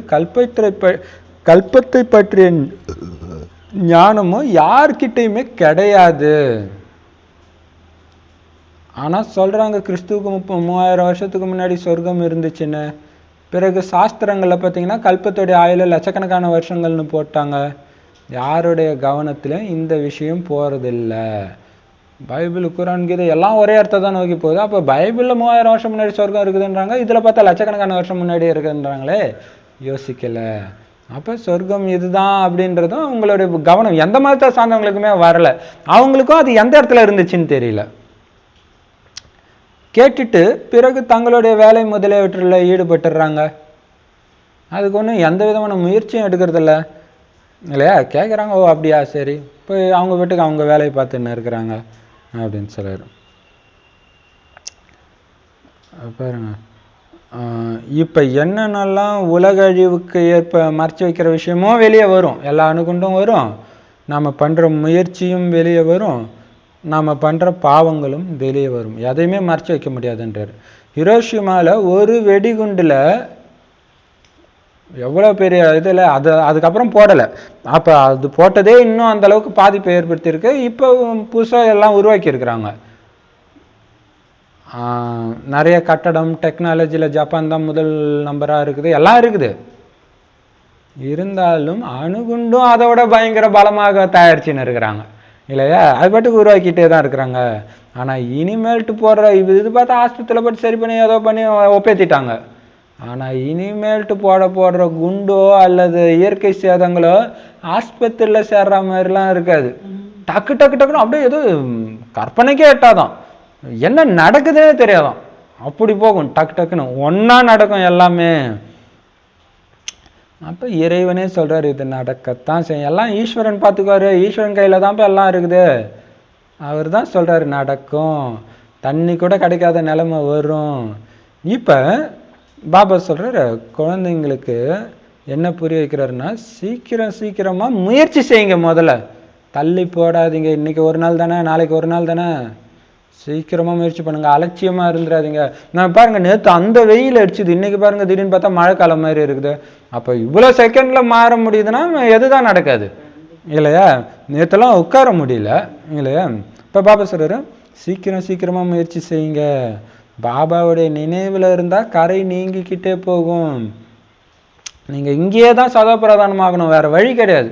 பரந்தாமத்தில் சதோபிரதானம் ஆக்க முடியாது, சூக்ஷ்மதானத்தில் ஆக்க முடியாது. நீங்கள் என்ன ஆனாலும் இங்கே பண்ணுறதோட முடிஞ்சு போச்சு, அவ்வளோதான். ஒன்ஸ் முடிஞ்சிச்சுன்னா அவ்வளோதான். இல்லைன்னா தண்டனைகள் பெற்று அவங்கவுங்க தர்மத்துக்கு போயிடுவாங்க. பகவானுடைய ஸ்ரீமத் கிடைக்குது. ஸ்ரீகிருஷ்ணரும் ராஜ்குமார். அப்போ பாருங்க, இன்னொரு விஷயம், தண்டனை அடைஞ்சு அவங்கவுங்க தர்மத்துக்கு போயிடுவாங்கன்னு வேற சொல்றாரு பாபா. பாபா ஞானத்தை கேட்டே ஒழுங்காக ஃபாலோ பண்ணாமல், இப்போ உதாரணத்துக்கு முஸ்லீம் மதம்னா கறி, எதுக்கு எடுத்தாலும் கறி பிரியாணி தான். அப்போ அதை விடாமல் இங்கே இருந்து இது ஞானத்தையும் கேட்டாலும் என்ன ஆகும்? முஸ்லீம் மதத்தில் தான் போய் பிறப்பாங்க. அதான் பாபா சொல். அப்போ எவ்வளோ இது இருக்குது இல்லையா? இப்போ பாபா சொல்கிறார், அவங்கவுங்க தண்டனை அடைஞ்சிட்டு அவங்கவுங்க தர்மத்திற்கு போயிடுவாங்க. பகவானுடைய ஸ்ரீமத் இப்போ கிடைக்குது. ஸ்ரீகிருஷ்ணரும் ராஜ்குமார். அவர் யாருக்கு என்ன வழிமுறை கொடுக்க முடியும்? கொடுப்பாரு. என்ன வழிமுறை அவர் கொடுப்பாரு? இந்த விஷயங்களை உலகத்தில் யாருமே தெரிஞ்சுக்கல. அதனால் அவங்களுக்கு அன்போடு புரிய வைக்கணும். என்ன புரிய வைக்கணும்? சிவபாபாவை நினைவு செய்யுங்கள்னு. சிவபாபா தாமே சொல்கிறாரு, என்னை மட்டும் நினைவு செய்யுங்கள். அவரும் கல்யாணக்காரி. மற்ற தொடர்பை விட்டுட்டு ஒருவருடைய சங்கத்தில் இணையணும். நீங்கள் பாரதத்தின் படகை அந்த கரைக்கு அழைச்சிட்டு போய் சேர்க்குறவங்க. சத்யநாராயணனுடைய கதையும் கூட பாரதத்துடன் தான் தொடர்பு ஏற்படுது. வேற தர்மங்களைச் சேர்ந்தவர்கள் ஒருபோதும் சத்யநாராயணனுடைய கதையை கேட்க மாட்டாங்க. யார் நரன்லேருந்து நாராயணனாக ஆகக்கூடிய ஆதி சனாதன தேவி தேவதா தர்மத்தை சார்ந்தவங்களா இருப்பாங்களோ அவங்க தான் இந்த சத்யநாராயணன் கதையை கேட்பாங்க. அவங்க தான் அமர கதையை கேட்பார்கள். அமரலோகத்தில் தேவி தேவதைகள் இருந்தாங்க அப்படின்னா நிச்சயமாக அமரலோகத்தில் அமர கதையின் மூலம்தான் இந்த பதவி பெற்றிருப்பார்கள். ஒவ்வொரு விஷயமும் நினைவு செய்ய வேண்டிய விஷயம், மனசில் அசை போட்டுக்கிட்டே இருக்க வேண்டிய விஷயம். அப்போ தான் உங்களுக்கு புரிய வைக்கும்போது அந்த பாயிண்ட் வரும். பாருங்கள், சத்யநாராயணன் கதையை தேவதை தர்மத்தை சார்ந்தவங்க மட்டும்தான் கேட்பாங்க. அப்போ சத்தியம் இன்னொரு அர்த்தம் அழிவற்றன்னு ஒரு அர்த்தம் இருக்குது. உண்மை அழிவற்ற. அப்போ அமர கதைனா அழிவற்ற கதை. சத்யநாராயணன் கதை தான் இது. அப்போ அந்த அமர கதையை ரொம்ப ஃபேமஸாக சிவன் பார்வதிக்கு இமயமலையில் சொன்ன இடத்துக்கு பேர் தான் அமர்நாத்னு வைக்கிறாங்க. இப்போ பார்வதிக்கு போய் அப்படி சொல்கிறாருன்னா அதுக்கு ஒரு பெரிய மகிமை இருக்கும்ல. அதான் சொல்கிறாரு, இந்த அமர கதையின் மூலமாகத்தான் அமர உலகத்தில் அந்த பதவியை அவங்க அடைஞ்சிருக்கிறாங்க. கேட்டு ஒவ்வொரு விஷயமும் நீங்கள் நினைவு செய்ய வேண்டியது. ஒரு விஷயமாவது கூட உங்கள் புத்தியில் நல்லபடியாக பதிஞ்சிடுச்சு அப்படின்னா அனைவரும் வந்துடுவாங்க. அது பாபா சொல்கிற இத்தனை விஷயம் சொல்கிறாரு இல்லையா, அதில் ஒரே ஒரு விஷயத்தை மட்டும் நீங்கள் எப்படியாவது பதிய வச்சுட்டீங்க கொடுக்குறவங்களுக்குன்னா வந்துடுவாங்க. பாபாவை நினைவு செய்யணும் மற்றும் சுயதர்சன சக்கரத்தை கவனத்தில் வைக்கணும். பாருங்க, பாபாவை நினைவு செய்யணும், சுவதர்சன சக்கரத்தை கவனத்தில் வைக்கணும். சிவபாபாவுடன் கூட இங்கே பார்ட்டை நடிச்சுக்கிட்டு இருக்கிறீங்க, பிறகு போகணும். இது எவ்வளோ பெரிய விஷயம் இல்லையா? பாபா நினைவு செஞ்சுக்கிட்டே இருக்கணும், சக்கரம் புத்தியில் சுற்றிக்கிட்டே இருக்கணும், ரெண்டுமே இருக்கணும். சுயதர்சன சக்கரத்தை சுவதர்சன சக்கரத்தை கவனத்தில் வைக்கணுன்ற பாருங்க. பாபா நினைவு இருந்துக்கிட்டே இருக்கணும், ஒரு பக்கம் சக்கரம் சுற்றிக்கிட்டே இருக்கணும். நான் தான் அது, நான் தான் தேவதை, அந்த போதை இருந்துக்கிட்டே இருக்கணுன்றார். நான் தேவதை, இந்த மேலேருந்து அவதரிச்சிருக்கிறேன் உலக நன்மைக்காக, இங்கே இருக்கிற எதுக்கும் எனக்கும் சம்மந்தமே இல்லை. அப்படியே பார்க்கும்போதெல்லாம் அது இல்லை, எரியுது, அழியுது, அந்த நினைவு இருந்துக்கிட்டே இருக்கணும். அழிவற்ற ஆத்மாவை தான் பார்க்குறேன், அந்த சிந்தனை ஓடிக்கிட்டே இருக்கணும். சிவபாபாவோட இந்த பங்கை நான் இங்கே நடிச்சிட்டு இருக்கிறேன். அவரும் ஆத்மா, நானும் ஆத்மா, நாங்கள் நடிக்கிறதுக்காக இங்கே வந்திருக்கிறோம். இது உலகத்துக்கு தெரியாது. இப்போ நடிக்க வந்த இடத்துல என்ன பற்று இல்லையா? ஸோ நடிக்கிறோம், பார்ட்டு முடிஞ்சு அப்பா விசிலடிச்சு குழந்தை போகலாமான்னு ஜூட் ஓடி போயிடணும். அப்போ எப்போ கூப்பிடுவீங்க பாபா, அந்த அந்த நினைவு இருந்துக்கிட்டே இருக்கணும். இப்போ கூப்பிட்றாரா, இப்போ கூப்பிட்றாரா, இப்போ வரேன் பாபா, இப்போ வரேன் பாபா. அவ்வளோ அதில் அவ்வளோ பவர் இருக்குது இல்லையா? இதெல்லாம் சாக்காரவாணியில் வந்த விஷயந்தான் இது ஃபுல்லாகவே. ஆனால் அந்த ஒரு பாயிண்ட்டை மட்டுமே அந்த நேரம் பிடிச்சிட்டு இருந்தால் கூட பயங்கரமாக ஆயிடலாம். உண்மை எது பொய் எதுன்னு இப்போ பாபா தான் நமக்கு புரிய வைக்கிறார். இன்னொன்று பாபா சொல்கிறார் பாருங்க, ஸ்ரீகிருஷ்ணர் சுகமான உலகத்தின் ராஜா. அவர் யாருக்குங்க போதனை கொடுக்கணும்? இல்லையா? அங்கே எல்லாம் சுகமாக இருப்பாங்க. அவர் யாருக்கு ஏன் கொடுக்கணும்? அவர் எல்லாமே சுகமாக இருக்கிறவங்களுக்கு யாராவது போதனை கொடுப்பாங்களா? அடுத்தது அன்பா புரிய வைங்க எல்லாருக்கும். கடவுள் சிவன் அவரை மட்டும் நினைக்க சொல்றாரு, மற்ற இதுல இருந்து உங்க புத்தியை நீக்கி அவரை நினைக்க சொல்றாரு அப்படின்னு சொல்லிட்டே இருங்க. நம்ம தர்மத்தை சார்ந்தவங்களா இருந்தா கேட்பாங்க, இல்லைன்னா கேட்க மாட்டாங்க. உண்மை எது பொய் எதுன்னு இப்ப நமக்கு பாபா தான் புரிய வைக்கிறாரு. சத்தியம் ஒண்ணுதான் இருக்க முடியும், நிறைய உண்மை ஒண்ணுதான் இருக்கும் இல்லையா? அப்ப மற்ற அனைத்தும் பொய். இலங்கையில ராவணன் இருந்தான்னா அது ஒருத்தருடைய விஷயமா என்ன? சத்யுக திரேதாவிலோ இந்த மாதிரி விஷயங்கள் கிடையாது. இந்த மனிதர்களின் உலகம் முழுவதுமே இப்ப இலங்கையா இருக்குது இல்லையா? இப்ப இலங்கையில ராவணன் இருந்தானா அப்ப ஒருத்தன் தான் அரக்கனா இருக்கிறான். அப்ப ஒருத்தனை பற்றிய விஷயம் அது. அவன் ஒருத்தன் அரக்கனா இருந்தான், ஒருத்தனை போய் இன்னொருத்தன் அழிச்சான்னா அதுக்கு நீங்க ஏன் அவன் மகிமை பாடணும்? எது கோயில் கட்டணும்? அது ஒருத்தருடைய விஷயம் கிடையாது.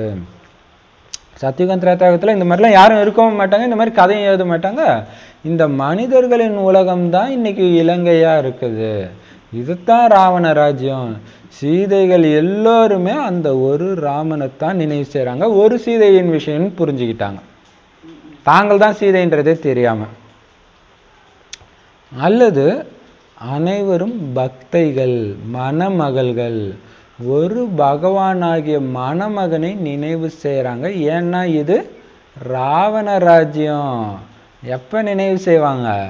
துடிக்கும் போதுதான் நினைவு வரும் இல்லையா? அதுதான்.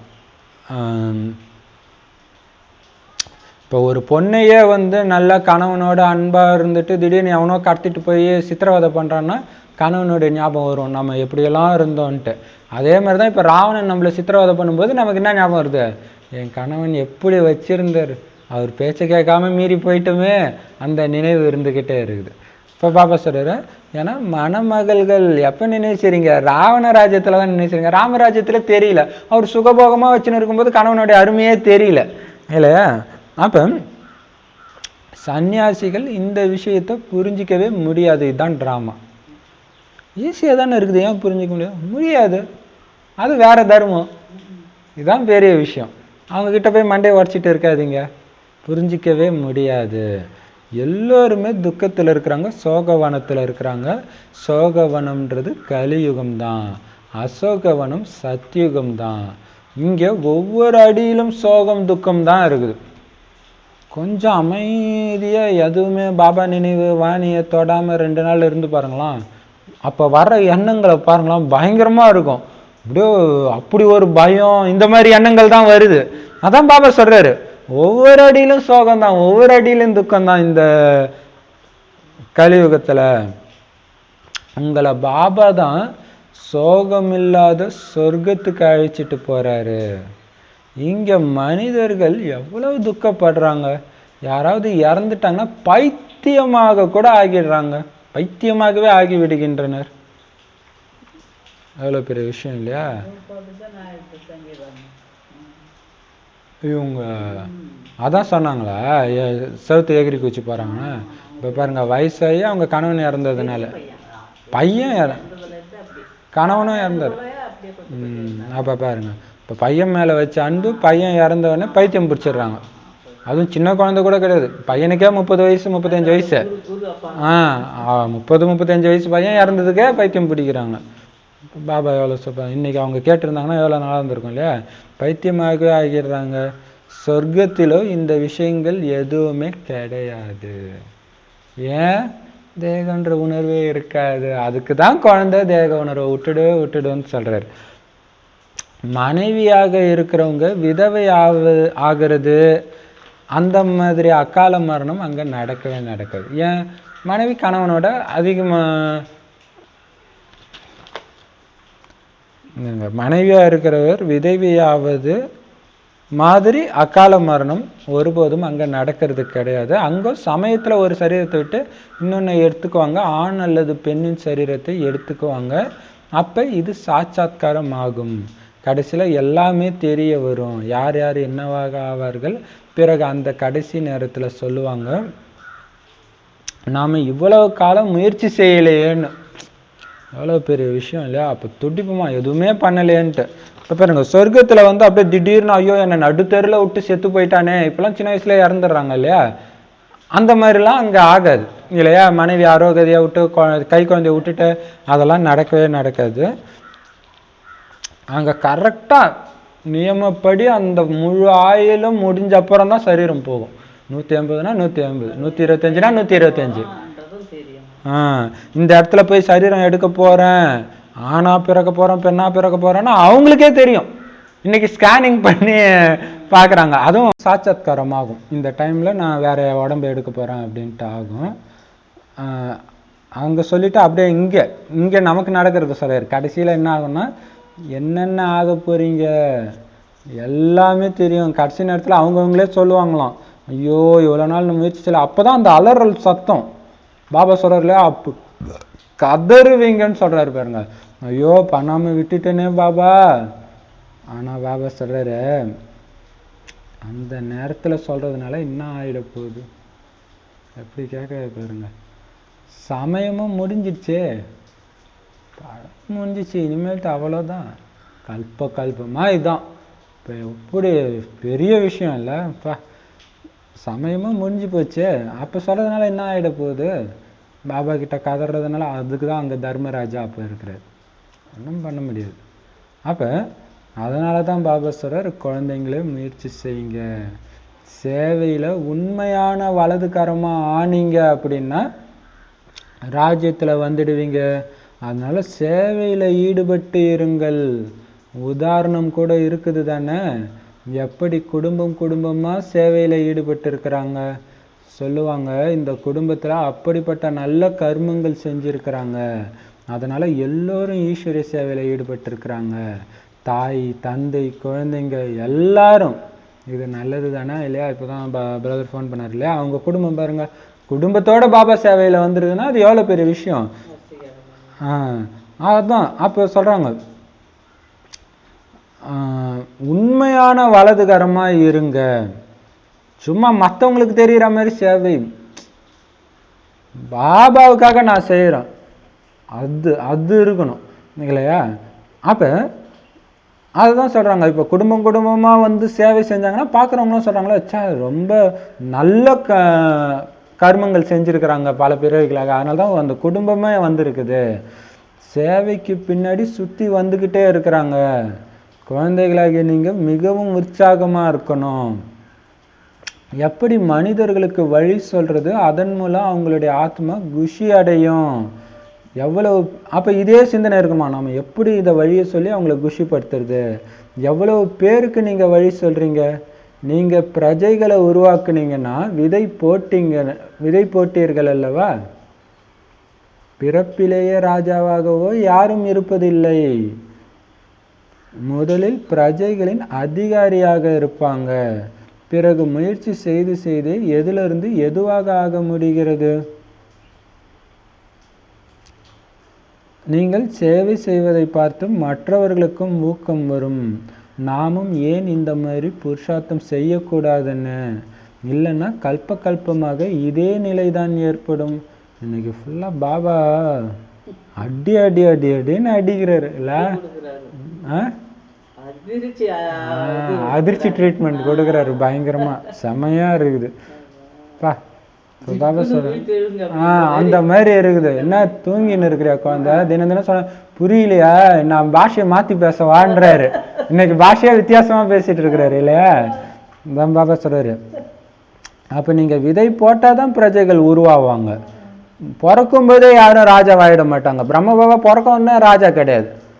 இப்ப சேவை செஞ்சு பிறக்கும் போது பாத்தீங்கன்னா கொஞ்சம் அப்படியே சேவை செஞ்சு பிரஜைகளுடைய அதிகாரியாகி அப்புறம் முயற்சி செஞ்சு ராஜாவாகிற அளவுக்கு சம்பூர்ணமாயிடுறாரு. அந்த மாதிரி தான் இல்லையா? பிராமண குடும்பத்தை அப்படி பிறக்கும் போதே யாரும் ராஜாவாயிடுறது கிடையாது இல்லையா? முயற்சி செஞ்சுதான் ஆகணும். அப்போ உங்களை பார்த்தாலே நீங்க சேவை செய்யறத பார்த்து மற்றவங்களுக்கு ஊக்கம் வரணுமா, நாமளும் ஏன் இந்த மாதிரி பண்ணக்கூடாது, அவங்க எப்படி குஷியா சேவை பண்றாங்க அப்படி இருக்கணும். இல்லைன்னா கல்பமா உங்களுக்கு இதே நிலைமை தான் ஏற்படும். நிறைய பேர் வருவாங்க, வருத்தப்படுவாங்க. அந்த சமயத்தின் துக்கத்தை மாதிரி முழு ஆயிலும் ஒருபோதும் பார்த்துருக்க மாட்டீங்கன்றார். இந்த கடைசி நேரத்தில் நடக்கிறது அலறுவாங்க இல்லையா, அந்த டைம் நடக்கிற காட்சி வந்து முழு கல்பத்தில் அந்த மாதிரி ஒரு துக்க நிகழ்வை பார்த்தே இருக்க மாட்டீங்களாம். இப்போ இலங்கையில் வெட்டினாங்க, அதுதான் பெரிய விஷயம் துடிச்சுன்னு இருக்கிறாங்க. இதெல்லாம் ஒன்றுமே கிடையாதுன்றாரு. அங்கே இறந்தவங்க நிம்மதியாக போயிட்டாங்க, இவங்க தான் என்ன அப்படின்னு அடிச்சுன்னு இருக்கிறாங்க. ஆனால் அங்கே எல்லாம் உள்ளே இருக்கிறது ஆத்மா தானே, எல்லாம் அப்படி கதறுமோ. கல்பத்திலே நீங்கள் இதை பார்த்தே இருக்க மாட்டீங்க. இன்னைக்கு பாபா குஷி படுத்துறத விட உத கொடுக்கறது தான் அதிகமா இருக்குது. குஷி பாபா சொல்றாரு, முழு ஆயுள்லயும் ஒருவதும் பார்த்துருக்க மாட்டீங்க இந்த மாதிரி துக்கத்தை. ஸ்ரீமத் படி நடக்காத காரணத்தினால கடைசியில இந்த மாதிரி துக்கத்தை பார்ப்பாங்க. கேட்கவே வேண்டாம். ஏன்னா அநேக பாவ காரியங்கள் செஞ்சிருக்கிறாங்க. பாபா வழியும் கூட மிகவும் சுலபமானதா தான் சொல்றாரு, எதையும் கஷ்டப்பட்டெல்லாம் சொல்லலை. பாபாவை நினைவு செஞ்சீங்கன்னா போதும், மற்றவங்களுக்கு இந்த வழியை மட்டும் சொல்லுங்க. அப்போ இது ஒரு நல்ல யோகா டெக்னிக். இது ஒரு பாயிண்ட் என்னன்னா, கடைசியில கதறுவீங்க, எல்லாரும் முன்னாடி உங்களுடைய காட்சி தெரியும், நீங்களே கதறுவீங்க நான் இப்படி பண்ணனேன்னு. அந்த கடைசி நேர காட்சி இப்போ ஞாபகம் வச்சுக்கோங்க, 1000 பேர் முன்னாடி, கோடி பேர் முன்னாடி நான் இருக்கிறேன். அப்போ நான் எப்படி கவனமாக நடந்துக்கணும், அதே சிந்தனையில் நான் இத்தனை பேர் முன்னாடி நடிக்கிற கதாநாயகன், இது மைண்டுக்குள்ளே அது ஓடிக்கிட்டே இருக்கணும். இப்போ பாபா சொல்கிறாரு, அது இன்னைக்கு ஃபுல்லாக அது வருது, அந்த இது கரெக்டாக அதுக்கேற்ற மாதிரி பாபாவும் சொல்கிறாரு. மற்றவங்களுக்கும் இந்த வழி சொல்லுங்கள், பாபா நினைவு செய்யுங்க, வேறு எதுவுமே கிடையாது, உங்கள் பாவம் எல்லாம் போயிடும், ஜென்மமாக பண்ணுது எல்லாம் போயிடும் அப்படின்னு சொல்லுங்கள். நீங்கள் பார்த்தீங்கன்னா குப்சாமி பிரதர் வீட்டில் வந்து ஒரு 2 வருஷம் முன்னாடி மலேசியா பிரதர் வந்து ஏதோ பட்டி பண்ணும்போது திடீர்னு ஒருத்தர் வந்து சொல்கிறார், ஐயா நான் பெரிய தப்பு பண்ணிட்டேன் அப்படின்ட்டு அவர் காலில் வந்து விழுறாரு. அப்போ இப்போனா கடைசியில் எப்படி இருக்கும் இல்லையா? இப்போ பாபா சொல்கிறார், நீங்கள் தேவதை தர்மத்தை சார்ந்தவங்களாக இருந்தீங்க, எப்படி கிறிஸ்தவ தர்மத்துடைய மனிதர்கள் இருக்கிறாங்க, இஸ்லாமிய தர்மத்தின் மனிதர்கள் இருக்கிறாங்களோ அதே மாதிரி உங்கள் தர்மம் அனைத்திலும் தூய்மையான தர்மம். இத மாதிரி தர்மம் வேற எதுவுமே இருக்க முடியாது. இப்பதான் பாபா கொஞ்சம் குஷிப்படுத்துறாரு இல்லையா? அந்த மாதிரி உதவி நீங்க பார்த்தது இல்லைன்னு சொல்லிட்டு இப்ப உங்களை மாதிரி தர்மம் எதுவும் இருக்க முடியாது. இந்த மாதிரி தூய்மையான உயர்ந்த தர்மம் வேற எதுவுமே இருக்க முடியாது. அரை கல்பம் நீங்க தூய்மையா இருக்கிறீங்க. சொர்க்கம் மற்றும் நரகம்னு பாடப்பட்டிருக்குது. ஹெவன் சொல்றது, அதாவது சொர்க்கம் சொல்றது எதுன்னு கூட யாருக்கும் தெரியல. பாபா பாரதத்துல தான் வந்து எல்லோரும் எழுப்புகிறார். அதான் இப்ப பண்ணுறாரு இல்லையா? எழுப்புகிறார். 5000 ஆண்டுகளுடைய விஷயம். யார் சொர்க்கவாசியா இருந்தாங்களோ அவங்களே தான் இப்ப நரகவாசி ஆகி இருக்கிறாங்க. பிறகு பாபா வந்து தூய்மையான சொர்க்கவாசியாக ஆக்குறாரு. ஒரு மணமகன் வந்து அனைத்து மணமகள்களையும் தம்முடைய அசோகவனத்திற்கு அழைத்து செல்கிறார். சொர்க்கவாசியா இருந்தவங்களே தான் 2 நாள் முன்னாடி வானிலை வந்துச்சு, யாருக்கு நான் முழு சொத்தை கொடுத்தேனோ அந்த சொத்தை இழந்து நிற்கும் போது தான் நான் வரேன் மீண்டும் சொத்தை கொடுக்கறதுக்கு. அதுமாதிரி இப்போ சொல்றாரு, சொர்க்கவாசியா இருந்தவங்களே இன்னைக்கு நரகவாசியா ஆகி இருக்கிறாங்க. பிறகு பாபா தான் வந்து தூய்மையான சொர்க்கவாசியா ஆக்குறாரு. ஒரு மணமகன் தான் வந்து அனைத்து மணமகள்களையும் தன்னுடைய சோகமே இல்லாத உலகத்துக்கு அழைச்சிட்டு போறாரு. ஆக முதல்ல அனைவருக்கும் நீங்க இதை சொல்லுங்க. எதை சொல்லணும்? பாபாவை நினைவு செய்யுங்க. இல்லைன்னா இங்க உட்கார்ந்துட்டு இருக்கும் போதே கூட புத்தி எங்கெங்கோ அலைஞ்சிட்டு இருக்குது. சிவனுக்கு எதிர உட்கார்ந்துட்டு இருக்கும்போது இப்போ அவர் சொல்றாரு, டைரக்டா சொல்லாம சொல்றாரு இல்லையா? பக்தி மார்க்கத்திலும் கூட இதே நிலைமை தான் ஏற்படுது. பிரம்ம பாபா இதுல அனுபவியாக இருக்கிறாரு. அனைத்திலும் நல்ல தொழில் நகை வியாபார தொழில். அதுல உண்மை போய் புரிஞ்சுக்கிறது கஷ்டம். இங்கேயும் கூட அப்படிதான் இல்லையா? ஒரிஜினல் நகை பொய் எது அது புரிஞ்சுக்கிறது கஷ்டம், அந்த அளவுக்கு பயங்கரமா இருக்குது இல்லையா? இங்கேயும் உண்மை மறைஞ்சு இருக்குது. ஏன்னா எல்லா இடத்துலையும் பொய் தான் நடந்துட்டு இருக்குது. அதனால போறவங்களுக்கு என்ன தோணும்? அங்க பார்ப்பாங்க, இங்க பார்ப்பாங்க, அங்க ஒரு குரு இங்க ஒரு குரு போயிட்டே இருப்பாங்க. ஸோ தெரியல, உண்மை மறைஞ்சு இருக்குதுன்னு தெரியல. புதுசா போறவங்களுக்கு எது கோல்டு எது கவரிங்னு எப்படி தெரியும் வாங்க போறவங்களுக்கு? அந்த மாதிரி தான் இதுவும் மறைஞ்சு இருக்குது. இதுவும் டிராமாவில் விதிக்கப்பட்டிருக்கு. நீங்க தெரிஞ்சுக்கிட்டீங்க. நாம அனைவரும் டிராமாவுடைய நடிகர்கள். இதுல இருந்து யாருமே வெளியேற முடியாது. யாருமே மோட்சத்தை அடைய முடியாது, நடிச்சே ஆகணும். அந்த ட்ராமாவில் புரிஞ்சுக்க முடியாதுன்னா அப்படிதான் இருப்பாங்க. நீங்கள் ஒன்றும் பெருசாக நான் புத்திசாலி அவங்களுக்கு புரிய வைக்கிறேன் பாருன்னா உங்களை முட்டாளாக்கி அனுப்பிச்சிடுவாங்க. அதான் நாடகத்தில் இருக்கிறது நடந்து தான் வரும். யாருமே இதில் தப்பிக்கவும் முடியாது, ஜெயிக்க முடியாது. அப்படியே நாடகத்தோடைய பார்ட் நடிச்சு தான் ஆகணும். வெளியவும் வந்துட முடியாது. மோட்சம் அப்படியே பிறவா நிலை அங்கேயே போய் உட்காந்துக்கிறதும் முடியாது. விவேகத்தின் மூலம் காரியமாற்ற வேண்டி இருக்குது. அவங்கவுங்க நடிப்பில் நடிச்சுக்கிட்டே தான் இருக்கிறாங்க.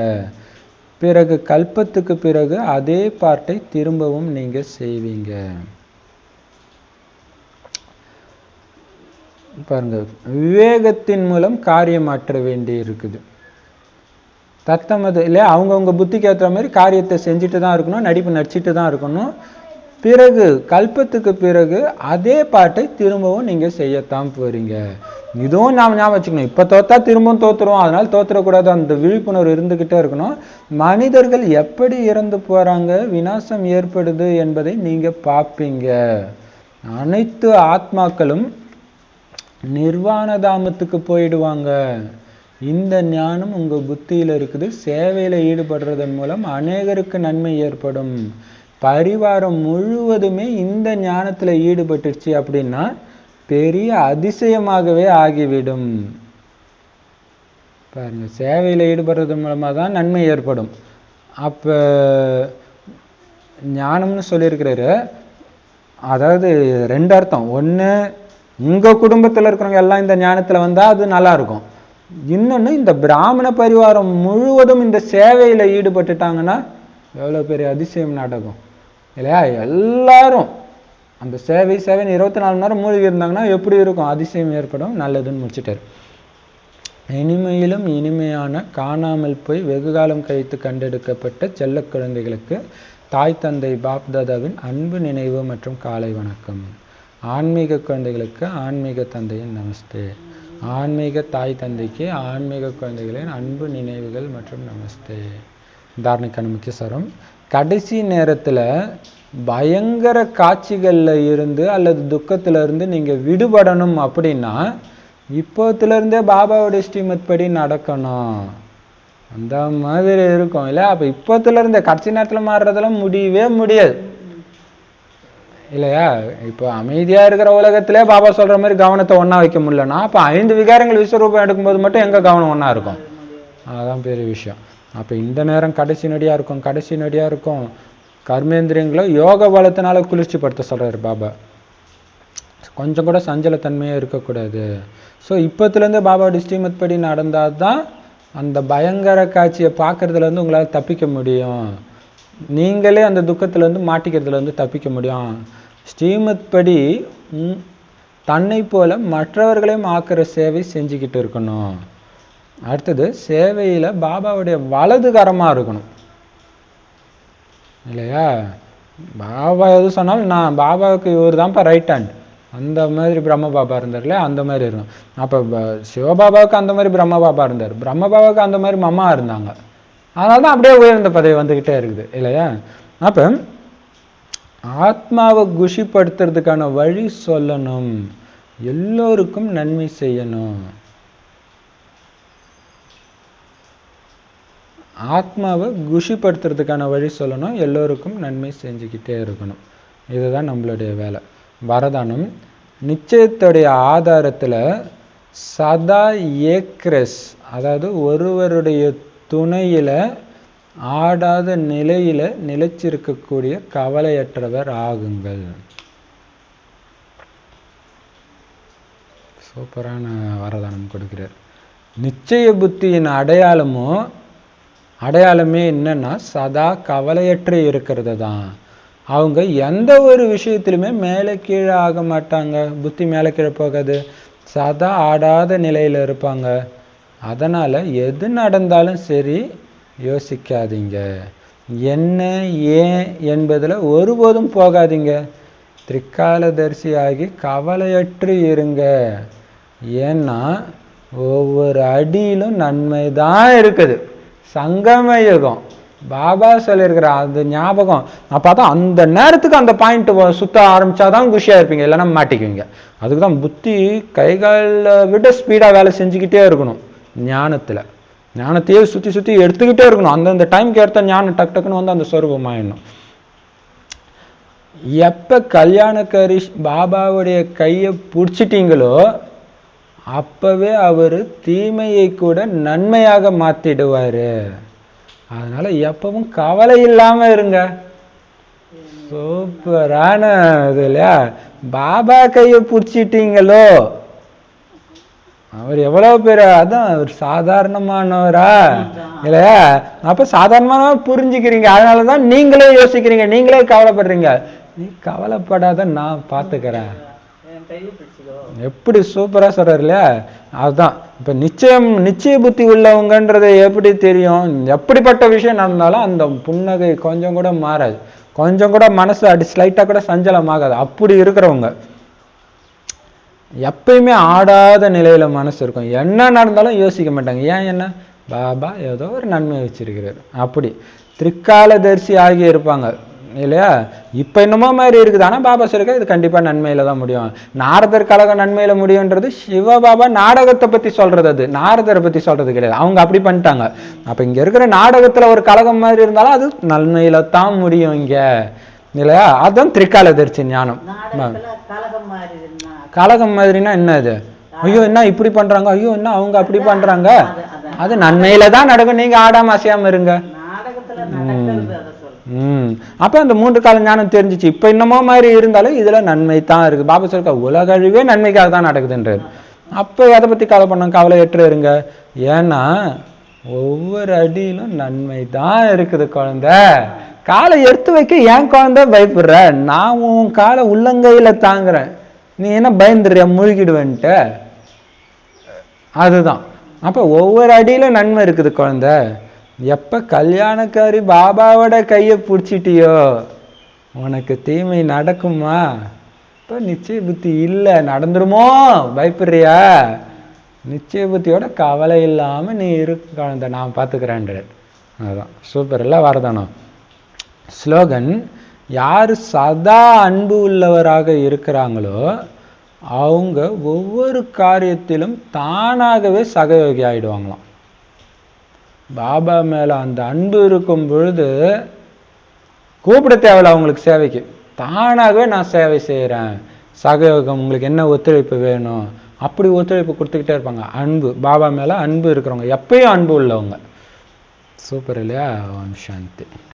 அனைவருக்கும் பாபாவுடைய நினைவுபடுத்த சொல்றாரு. அதுதான் முக்கியமான விஷயம் இல்லையா? பாபாவை நினைவுபடுத்தின்னு இருங்க,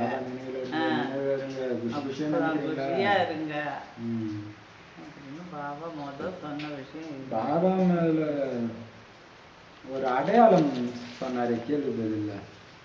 உண்மையான கடவுளுடைய உதவியாளர்னா அவங்க எப்படி இருப்பாங்களாம்? நிச்சய புத்தியோட இருப்பாங்க. ராஜ்யத்தை அடையறதுக்கான முயற்சி அது வரதானத்துல வந்துச்சு. கேள்வி பதில். எந்த குழந்தைங்க பாபா மேல உண்மையான அன்பு வச்சு அந்த ராஜ்யத்தை முழுசா அடையணும்னு முயற்சி செஞ்சுக்கிட்டே இருப்பாங்க, ஈஸ்வரிய சேவையிலே இருப்பாங்க எந்த நேரமும், தன்னை மாதிரி மற்றவங்களை ஆக்குற சேவையில அப்படின்னு சொன்னாரு. அப்புறம் என்ன சொன்னாரு? குடும்பத்தோட வந்தா கூட என்ன சொல்லுவாங்களாம், எவ்வளவு புண்ணியம் செஞ்சிருக்கிறாங்க, அந்த மாதிரி நீங்க இருக்கணும். அப்புறம் அடி உதையை பத்தி என்ன சொன்னாரு? முயற்சி பண்ணி தண்டனை அனுபவிக்காதீங்க அப்படின்னு. அதுதான் முக்கியமான விஷயம். இருந்தே முயற்சி பண்ணாதான் ஆட்சி கிடைக்கும், கிடைக்கும் அப்படின்னு அது சண்டாளனானாலும் கிடைக்கும். ராஜா ஆகிறவங்களுக்கு மட்டும் இல்ல, பாஸ் ஆனவங்களுக்கு மட்டும் இல்ல, ஃபெயில் ஆனவங்களுக்கும் வரும். அமர கதை சொன்னாரு இல்லையா? அமர கதையை பத்தி. மற்றபடி இந்த சங்கம் வைக்கிறது, வேலை நிறுத்துறது, இந்த வேலையெல்லாம் அங்க நடக்காது. அந்த ராதை கிருஷ்ணன் தான் லாலே திருமணம் ஆன பிற்பாடு லட்சுமி நாராயணன் சுயவரம் ஆனதும். மற்ற தர்மத்தை சார்ந்தவங்க இந்த ஞானத்தை புரிஞ்சிக்க முடியாது. உங்களை அப்படி ஒரு துக்கம் நிறைஞ்ச உலகமா இருக்குது, ஒவ்வொரு அடியிலும் துக்கம் தான். இந்த உலகத்துல துக்கமே இல்லாத உலகத்துக்கு பாபா தான் அழைச்சிட்டு போறாரு. உண்மையான உதவிக்காரமாகணும், பிரஜைகளை உருவாக்கி பாபாவுடைய வலதுகரமா இருக்கணும். இங்க இருக்கிற எல்லாமே பொய்யோ பொய் தான். பாபா இருந்து வர்றது மட்டும்தான் உண்மை அப்படின்னு சொன்னாரு. வரதானம் என்ன சொன்னாரு? நிச்சய புத்தியுடைய அடையாளம் என்னன்னா கவலையற்ற மகாராஜா. நான் கவலையற்ற மகாராஜா. கூடவே நான் நிச்சய புத்தி உள்ள கவலையற்ற மகாராஜா. அந்த நிச்சய புத்தியில அவ்வளவு விஷயம் இருக்குது இல்லையா? சரி. அப்ப திரிகாலதர்சி, நிச்சய புத்தி, ஞானம் நிறைந்த திரிகாலதர்சி மூணுமே ஒண்ணுதான் இல்லையா? பாபாவை நினைவு செய்யுங்க, அப்புறம் இந்த சக்கரத்தை கவனத்துல வைங்க. கவனத்தை வச்சுக்கிட்டே இருக்கு. எப்பவுமே பாபா கையை பிடிச்சிட்டீங்கன்னா உங்களுக்கு தீமையே நடக்காது. நீங்க கவலை இல்லாம இருங்க. ஸ்லோகன் என்ன சொன்னாரு? பாபா மேல அன்பு எப்பயும் உள்ள குழந்தை தானாவே சேவை செஞ்சுக்கிட்டே இருக்கும், சகயோகம் கொடுத்துக்கிட்டே இருக்கும், சகயோகிகளா இருப்பாங்க ஈஸ்வரிய சேவையில அப்படின்னு சொல்லி சூப்பரா வர்ணிச்சுட்டு